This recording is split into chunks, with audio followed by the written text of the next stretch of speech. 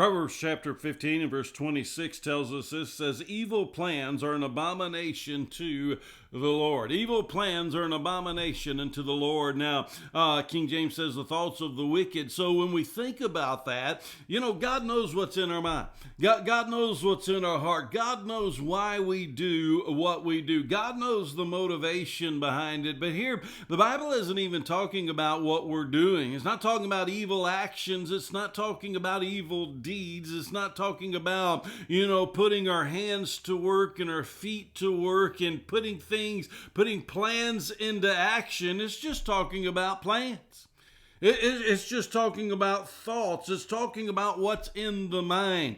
You may be thinking up evil things and evil plans and evil desires within your heart, and you may never even have any intention of actually carrying them through, but yet they're in your mind and they're in your heart. Maybe you're thinking to yourself, when I see so-and-so again, boy, I'm going to let them have it. I'm going to give them a piece of my mind. Or boy, if I have half the chance, I'm going to do this or I'm going to do that. And you're thinking up those evil things, those evil thoughts, those evil ideas within your mind. And as you're thinking up those things and you're thinking up those evil desires and evil thoughts within your mind, guess what? Even if you don't carry it through, the Bible says that it is evil. Just the thoughts of it, the thoughts of the wicked, the plans, the Bible says, evil plans are an abomination, the Bible says. And so when we think about these evil plans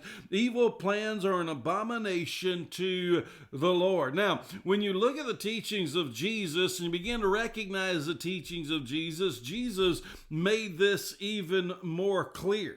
Jesus, for instance, when Jesus was talking about adultery, you might be sitting there and say, well, I've never committed adultery. I've always been faithful to my spouse.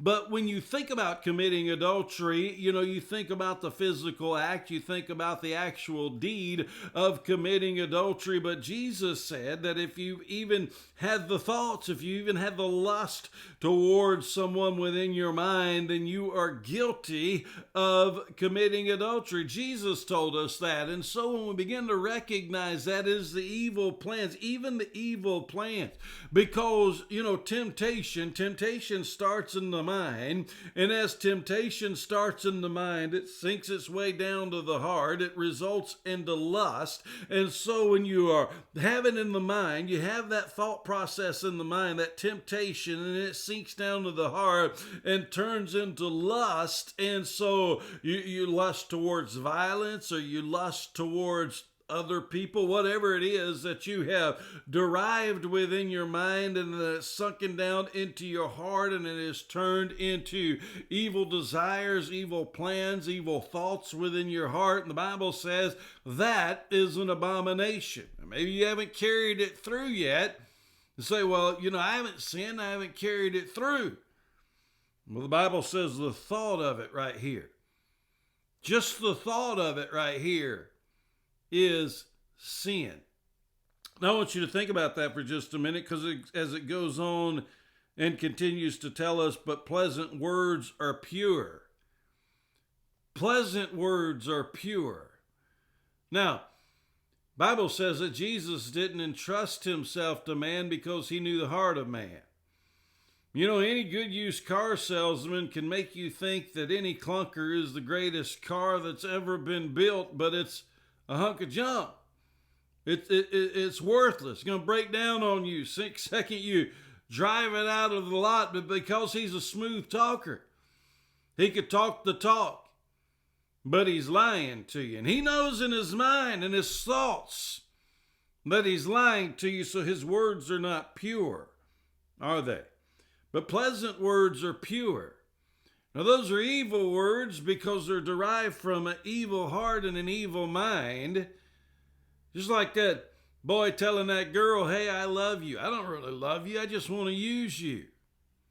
Right? Evil heart, evil mind produces evil words that are not pure. Pleasant words are pure. Words that speak from a pure heart, from pure mind and pure motives. The words that come out of the mouth from an evil heart and evil motives and evil mind They're an abomination to the Lord.